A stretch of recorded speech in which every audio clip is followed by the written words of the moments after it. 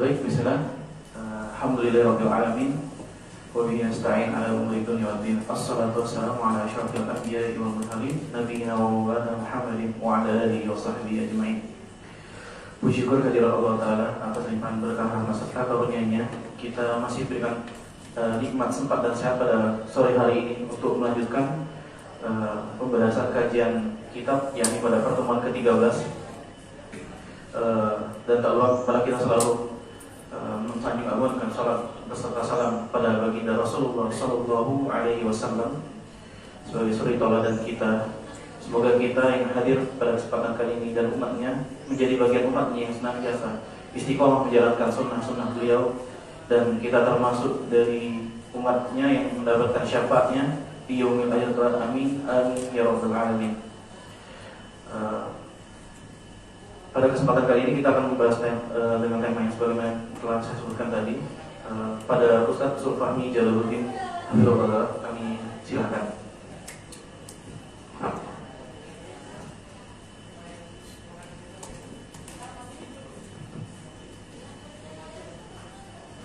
Bismillahirrahmanirrahim. Assalamualaikum warahmatullahi wabarakatuh.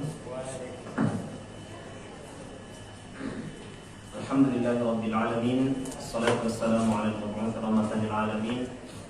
Nabiyina Muhammad wa ala alihi wa sahbihi wa man tabi'ahum bi ihsanin ila yaumiddin, amma ba'd. Ikhwani fid din wa akhwati fillah rahimani wa rahimakumullah. Insyaallah pada sore hari ini kita lanjutkan kembali pelajaran kita mentelaah kitab Manhajus Salikin wa Tawdihul Fiqh fid Din karya Syekh Abdul Rahman ibn Nasir As-Sa'di rahimahullahu taala.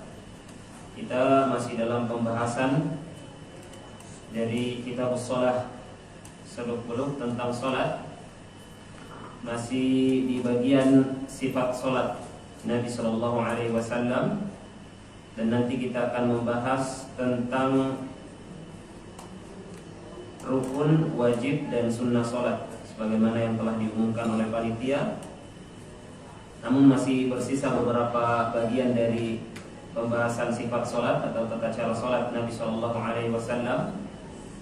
Kemarin kita sudah sampai di pembahasan tentang sujud, ya, sujud, kemudian duduk di antara dua sujud, dan sujud yang kedua, duduk di antara dua sujud, lalu sujud yang kedua. Jadi pada setiap rakaatnya ada dua sujud, ya. Di antaranya ada duduk di antara dua sujud. Telah kita sebutkan kemarin, apabila seorang yang sedang sholat itu berada pada posisi sujud, maka dia sujud pada 7 anggota badannya. 7 anggota badannya. Sebagaimana sabda Nabi sallallahu alaihi wasallam, "Umirtu an asjuda ala sab'ati a'dhum." Aku diperintahkan untuk bersujud pada 7 anggota tubuh.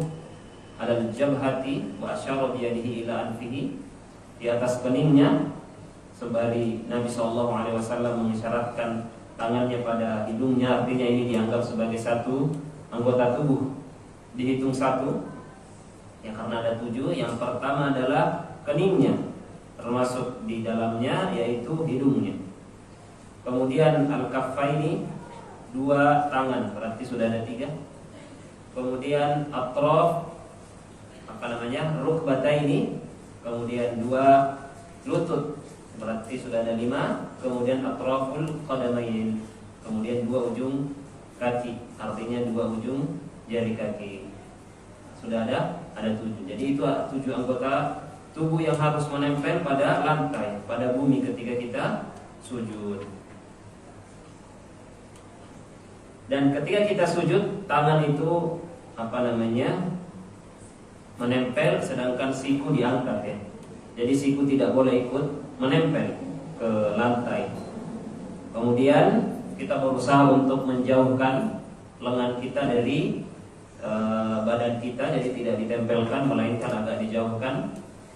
Kemudian antara perut dan paha kita agak dijauhkan, jadi tidak menempel,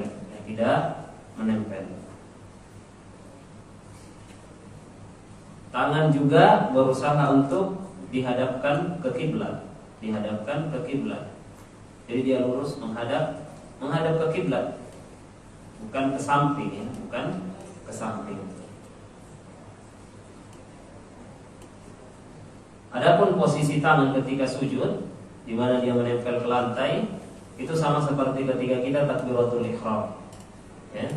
Kalau kita takbiratul ihram sejajar dengan pundak, ya berarti ketika sujud tangan kita juga sejajar dengan pundak. Ataukah sejajar dengan telinga, ketika kita sujud tangan kita juga sejajar dengan telinga, menempelnya di lantai. Dan dia membaca Subhana Rabbiyal A'la, ya, atau bacaan-bacaan lainnya yang datang dari Nabi Shallallahu Alaihi Wasallam. Nah, setelah itu dia bertakbir lalu duduk, ya, di antara dua sujud dengan cara duduk iftirash. Duduk iftirash kemarin sudah dijelaskan, dia duduk di atas kaki kirinya. Jadi pantatnya duduk di atas kaki kiri, kemudian kaki kanannya ditegakkan,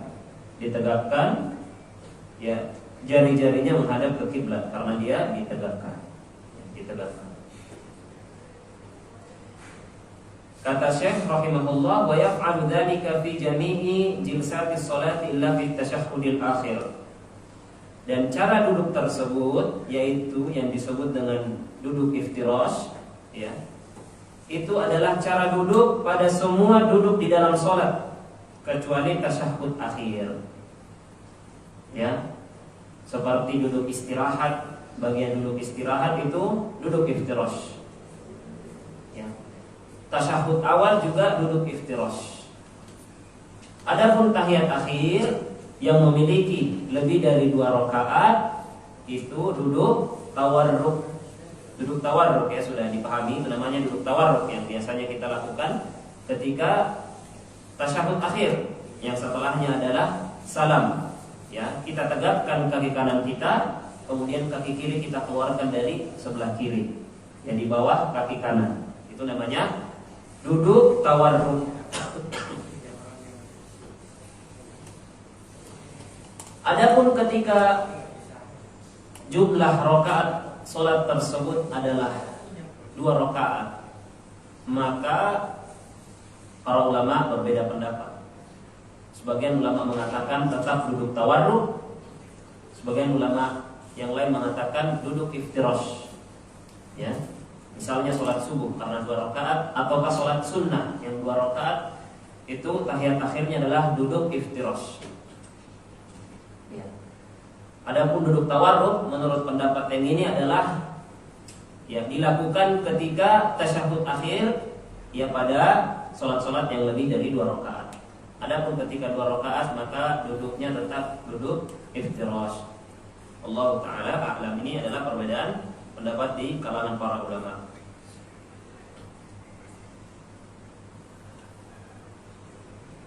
Syekh mendefinisikan duduk tawarruk, ya, di buku panduan.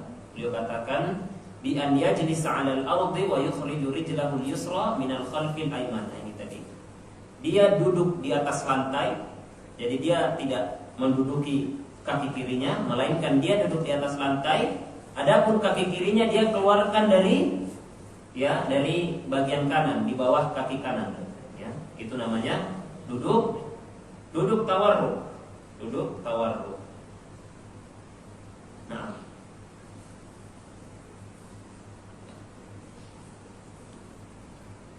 kaki itu ditegakkan, kaki ditegakkan. Kalau bisa ditegakkan maka ditegakkan. Kalau tidak bisa tegakkan, ada yang sulit, ya, dibengkokkan jari-jarinya, ya sudah, minimal nempel ke lantai kaki tersebut.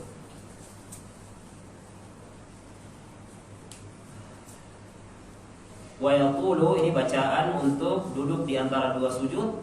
Rabbighfirli warhamni wahdini warzuqni wajburni wa'afini. Ya, bisa dihafal atau doa-doa yang lainnya. Rabbighfirli sudah cukup. Rabbighfirli sudah cukup, ya. Dan ada doa-doa lainnya yang datang dari Nabi SAW. Di antaranya disebutkan oleh Syekh di sini. Rabbighfirli warhamni wahdini warzuqni wajburni wa'afini.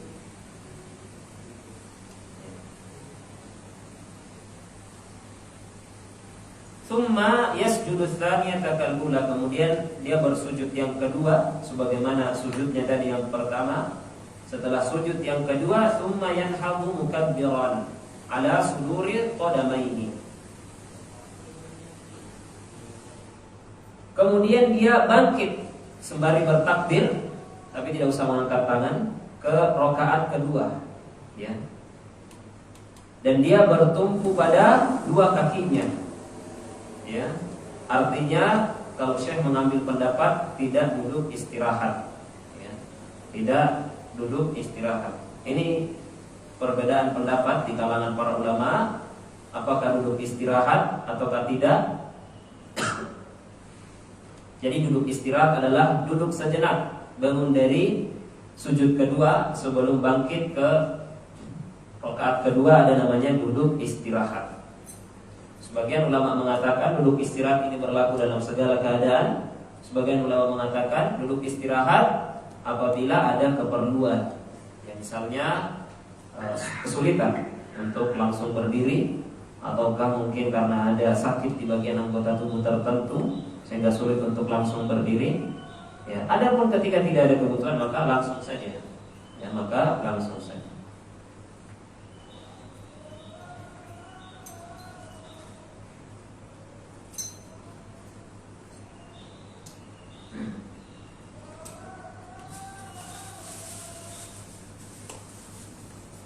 Ya, baik. Kemudian wa yusalli rak'ata tsaniyata kal-ula. Kemudian ketika dia bangkit ke rakaat kedua, dia sholat seperti sholat yang pertama, sama saja. Cara berdirinya sama, cara rukunya juga sama, 1 kali ruku, nanti sujudnya juga sebanyak 2 kali. Sama antara rakaat pertama dan rakaat kedua. Bedanya hanya pada beberapa hal saja. Perbedaan yang pertama adalah pada takbiratul ihram. Ya. Kalau di rakaat pertama ada takbiratul ihram, kalau rakaat kedua tidak perlu ada. Tidak ada lagi namanya takbiratul ihram. Adanya takbir intiqal, takbir perpindahan. Jadi ketika bangkit dari sujud menuju ke rakaat kedua itu namanya takbir intiqal. Ya. Adapun takbiratul ihram tidak lagi, tidak ada. Perbedaan yang kedua adalah doa istiftah. Kalau rakaat pertama ada doa istiftah, rakaat kedua tidak ada lagi. Langsung baca Al-Fatihah. Ya, langsung baca Al-Fatihah. Yang ketiga isti'adah. Kalau rakaat pertama sebelum membaca Al-Fatihah ada bacaan a'udzubillahi minasyaitonirrajim. Kalau rakaat kedua tidak ada. Bangkit, berdiri langsung baca Bismillahirrahmanirrahim, Alhamdulillahirabbil alamin dan seterusnya. Ya, itu perbedaan yang ketiga. Perbedaan yang keempat, kata sebagian ulama, tatwilul qiraah. Ya. Bacaan yang panjang.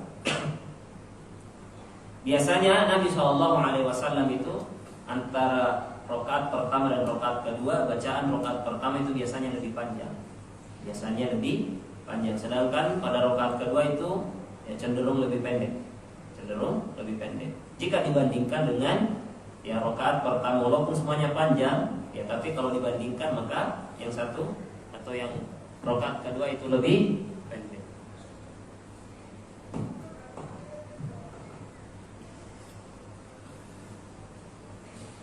Setelah selesai rakaat kedua, rakaat pertama dan rakaat kedua, tsumma yajlisu lit-tasyahhudil awwal. Kemudian duduk untuk tasyahud awal. Ya, duduk untuk tasyahud awal.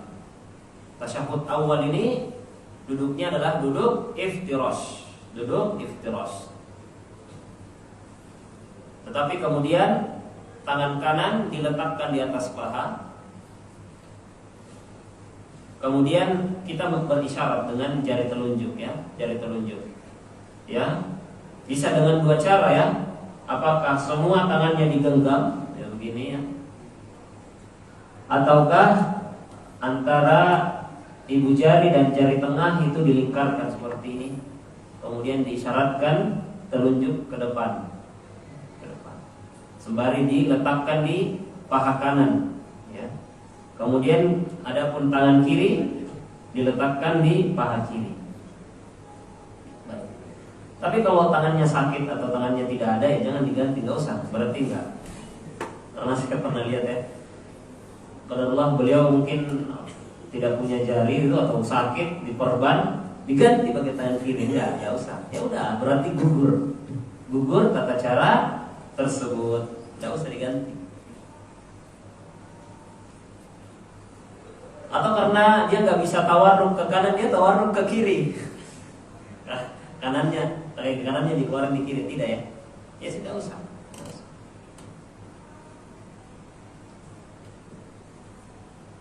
Jadi mengisyaratkan jari telunjuk, ya, dan disunahkan ketika kita tasyahud, baik tasyahud awal atau tasyahud akhir, itu kita melihat ke telunjuk kita, ya. Disunahkan demikian. Wasifatuhu, adapun bacaannya, at-tahiyyatu lillahi was-shalawatu wat-thayyibat. Ya. Boleh juga at-tahiyyatul mubarakatuh, ya. At-tahiyyatul mubarakatuh, as-shalawatu at-thayyibatu lillahi, kan ada juga itu bacaan dari riwayat yang lain. Adapun yang tertulis di buku panduan kita dengan lafaz at-tahiyyatu lillahi was-shalawatu wat-thayyibatu, assalamu alayka ayyuhan nabiyyu wa rahmatullahi wa barakatuh, assalamu alayna wa ala ibadillahis shalihin, asyhadu an la ilaha illallah wa asyhadu anna muhammadan abduhu wa rasuluh. Sampai situ tahiyat awal. Bangkit ke rakaat ketiga, ya, bangkit ke rakaat ketiga. Jadi sampai situ tadi kalimat syahadat untuk, ya, tasyahud awal. Setelah tasyahud awal, bangkit ke rakaat ketiga. Tsumma yaqumu li baqiyati sholatihi. Kemudian dia berdiri untuk melanjutkan rakaat yang lain. Wa yaqtasiru fil ladzi ba'da tasyahhudi 'ala al-Fatihah. Dan dia mencukupkan untuk bacaan-bacaan setelah tasyahud awal surat Al-Fatihah saja. Ya, jadi rakaat ketiga dan rakaat keempat, ya, berarti sholat yang lebih dari 2 rakaat itu hanya membaca Al-Fatihah, hanya membaca Al-Fatihah. Walaupun terdapat hadis yang menganjurkan untuk terkadang membaca tambahan surat, ya, terkadang membaca tambahan surat. Jadi Nabi SAW pernah melakukannya.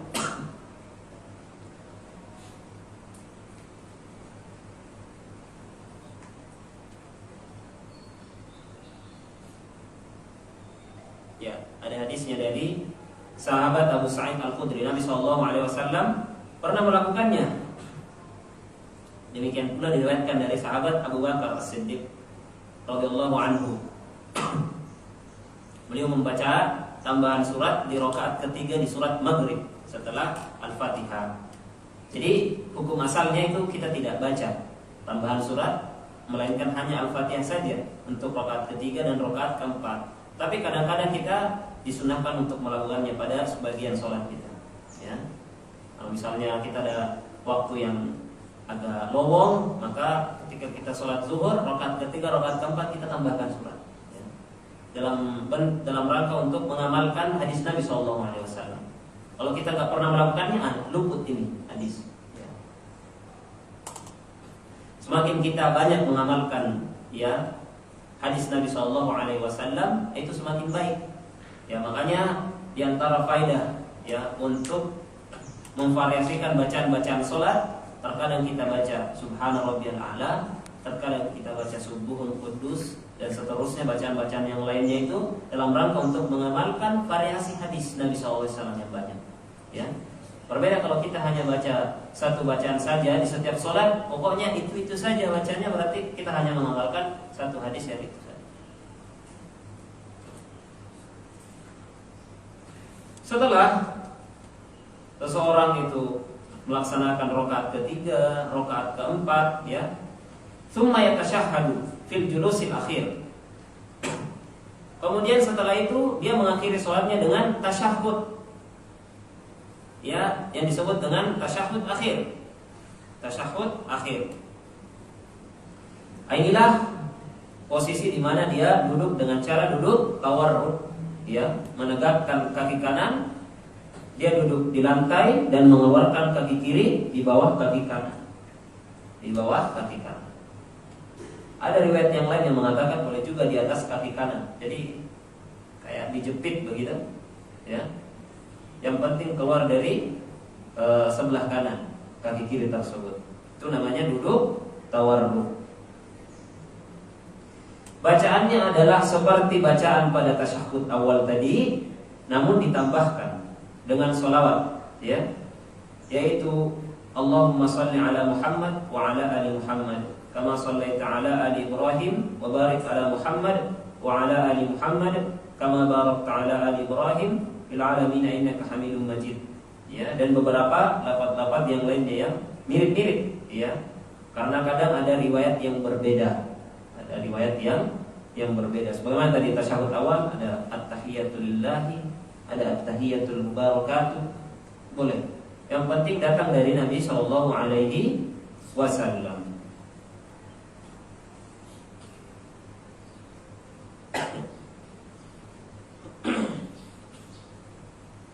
Setelah dia membaca sholawat, kemudian ditambahkan doa berlindung dari adab jahannam, ya. Kata Syekh, a'udzu billahi min adabi jahannam wa min adabil qabri wa min fitnatil mahya wal mamat wa min fitnatil masihid dajjal. Aku berlindung kepadamu ya Allah dari adab jahannam, ya. Wa min adabil qabri, dan dari adab kubur, ya.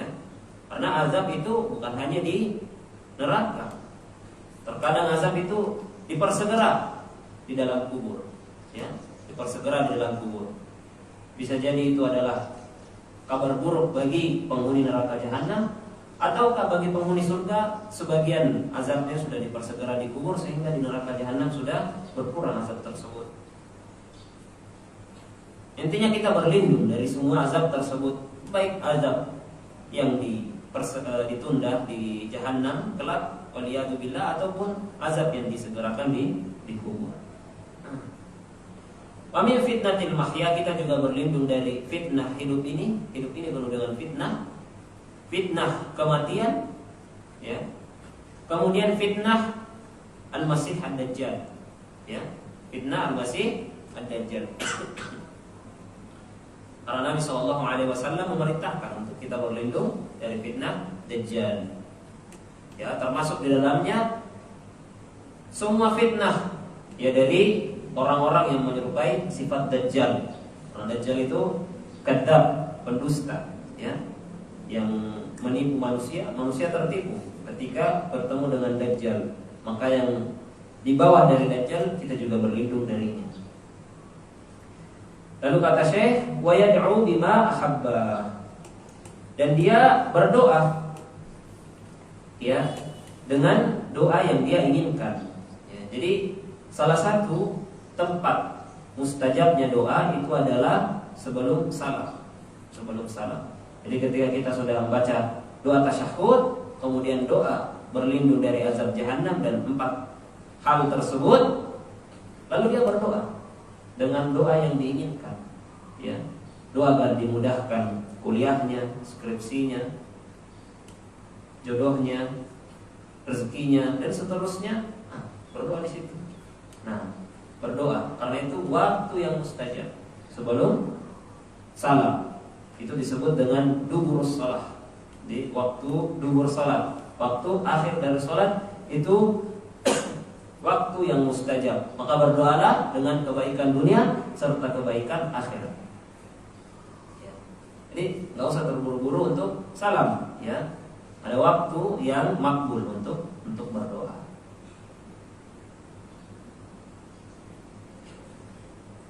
Dan doa-doa yang lainnya yang datang dari Nabi SAW, ada doa-doa yang biasa dibaca oleh Nabi SAW di ujung salatnya.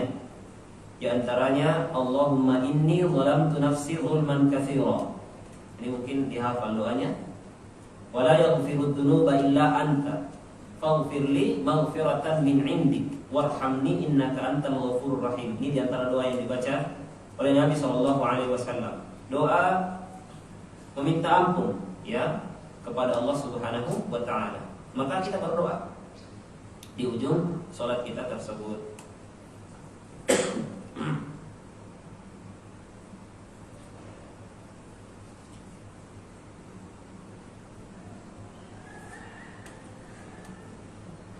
Summa yusallimu an yaminihi wa an yasarihi. Kemudian setelah itu dia salam dengan menoleh ke kanan dan ke kiri sembari mengucapkan assalamualaikum warahmatullah.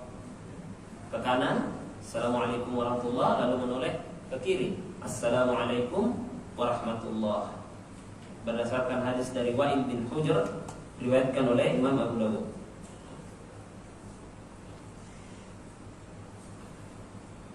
Dan yang termasuk rukun dalam salam ini adalah ucapannya ya, ucapannya. Jadi semisal seseorang hanya mengucapkan assalamualaikum warahmatullah tanpa menoleh ke kanan, maka itu sudah cukup. Adapun menolehnya itu sunnah. Sama seperti penjelasan kita kemarin untuk takbiratul ihram, yang rukun adalah ucapannya Allahu Akbar di awal sholat. Tidak sah sholat apabila tidak ada takbiratul ihram dengan lafaz ucapan yang dikeluarkan dari lisan kita. Adapun mengangkat tangan itu adalah sunnah. Ya.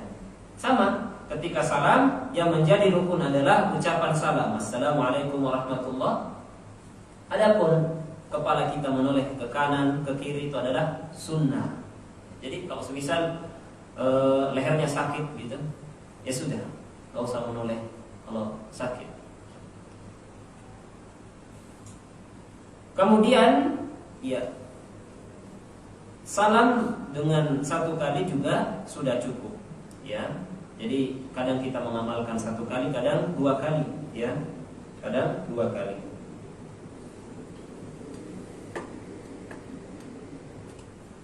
Karena ada hadisnya dari Nabi sallallahu alaihi wasallam ya, ketika beliau sholat sunnah atau sholat jenazah, kadang beliau sholat atau salam hanya sekali saja ke kanan saja.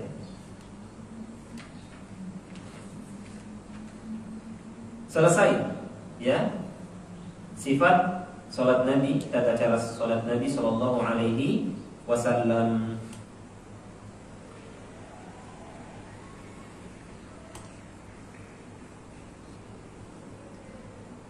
Setelah Syekh rahimahullah ta'ala menjelaskan tentang sifat salat Nabi SAW, beliau kemudian menjelaskan tentang rukun, wajib dan sunnah salat. Ya, karena dari sekian gerakan dan ucapan di dalam salat tersebut, ada yang hukumnya rukun, ada yang disebut rukun, ada yang disebut wajib, ada yang disebut sunnah. Dan ini ya turunannya bisa berbeda-beda. Ya, turunannya bisa berbeda-beda. Ada yang boleh ditinggalkan, ada yang tidak boleh. Ada yang kalau lupa harus sujud sahwi, ada yang kalau lupa tidak mesti sujud sahwi. Ada yang kalau lupa ya batal. Ini kembali pada definisi dari rukun, wajib dan sunnah di dalam sholat. Ini perlunya untuk kita mengetahui. Dari gerakan-gerakan yang kita jelaskan tadi, mulai dari takbiratul ihram sampai pada salam, ya, di antaranya ada gerakan yang hukumnya wajib, hukumnya rukun, hukumnya sunnah. Ya, hukumnya sunnah. Maka kata Syekh rahimahullahu taala, wal arkanul qauliyatu minal madhkurati, ya, dan rukun-rukun berupa ucapan, ya. Jadi ini ucapan ya. Karena di dalam sholat itu hanya ada dua.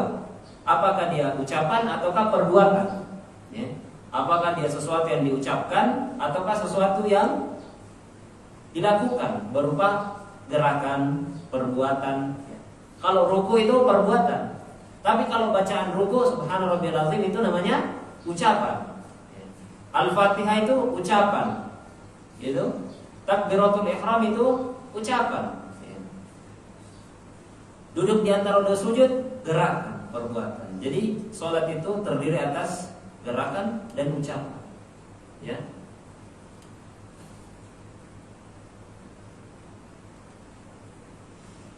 Kata Syekh rahimahullahu taala, wal arkanul qauliyatu minal madhkurati, dan yang termasuk rukun berupa ucapan, yang pertama adalah takbiratul ihram.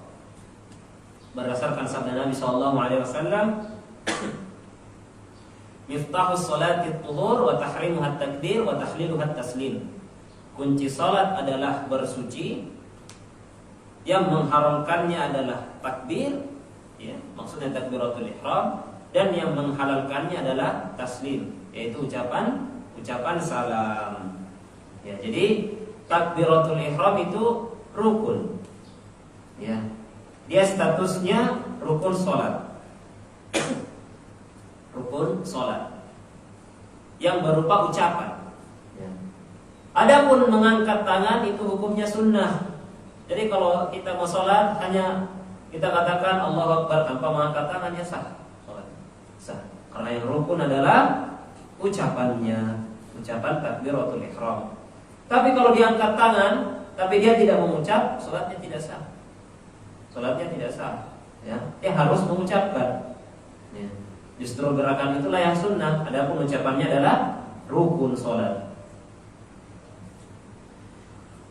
Wa qira'atul Fatihati ala ghairi ma'mumin. Rukun yang kedua yang berupa ucapan, ya, nanti gerakan ada sendiri, adalah membaca Al-Fatihah bagi selain makmum. Berarti untuk imam dan munfarid. Untuk imam dan sholat munfarid, sholat sendirian. Kalau imam jelas dia harus membaca Al-Fatihah. Kalau makmum, dia tidak diwajibkan membaca Al-Fatihah apabila dia mendengar imam. Adapun ketika dia tidak mendengar imam, maka dia wajib baca Al-Fatihah. Semisal pada sholat sirriyah, pada sholat zuhur, sholat asar, ataukah pada rakaat ketiga dan rakaat keempat pada sholat maghrib, sholat isya, nah itu dia juga wajib membaca Al-Fatihah karena dia tidak mendengarkan bacaan imam.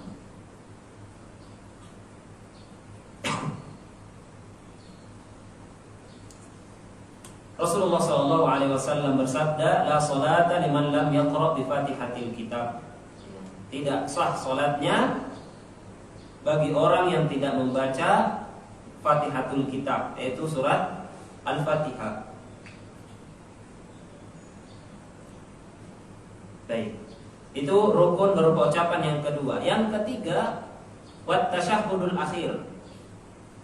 Ucapan atau bacaan tasyahhud akhir. Ya, itu wajib. Hukumnya rukun. Ya, namanya rukun, ya. Rukun. Kalau wajib sholat ada nanti istilah sendiri, ya. Namanya rukun sholat, ada wajib sholat. Nanti kita akan jelaskan apa hukumnya, ya, ketika luput atau ketika ditinggalkan. Ya, jadi rukun berupa ucapan yang ketiga adalah tasyahhud akhir. At-tahiyatu lillahi wassalawatu dan seterusnya. Allahumma salli ala Muhammad sampai innaka Hamidum Majid. Nah, itu rukun. Minimal Allahumma salli ala Muhammad, itu sudah tercukupi, ya. At-tahiyatu lillahi baru sampai syahadat, lalu Allahumma salli ala Muhammad, itu sudah tercukupi tasyahud akhirnya. Yang keempat wassalam, ya, ucapan salam, ya, bukan menolehnya. Jadi yang termasuk rukun adalah ucapan salam. Kalau dia menoleh tapi dia tidak mengucapkan salam, dia belum salam.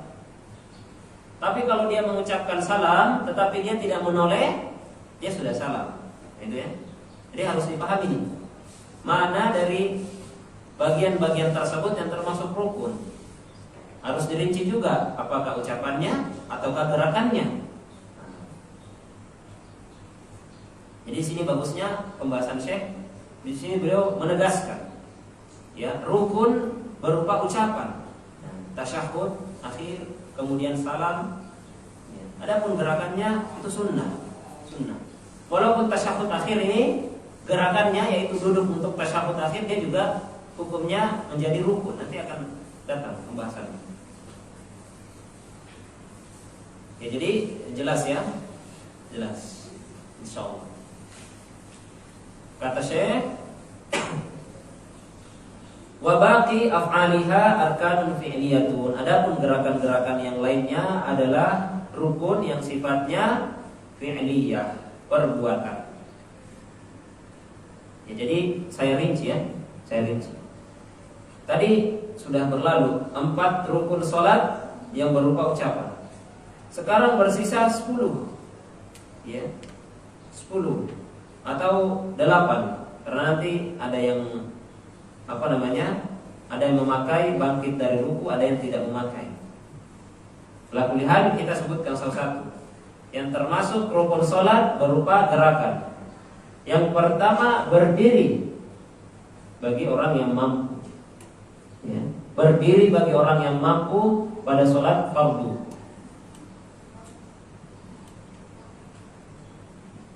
Kalau dia tidak mampu, ya tidak berdiri. Ya. Kalau tidak mampu, tidak berdiri, melainkan duduk. Ya. Nabi SAW bersabda, "Shalli qa'iman, fa in lam tastati' fa qa'idan." Salatlah kalian dalam keadaan berdiri, kalau tidak mampu maka duduk. Fa in lam tastati' fa 'ala janbin. Kalau tidak mampu juga ya berbaring. Ya. Fattaqullaha mastata'tum. Bertakwalah engkau semampumu. Maka rukun yang pertama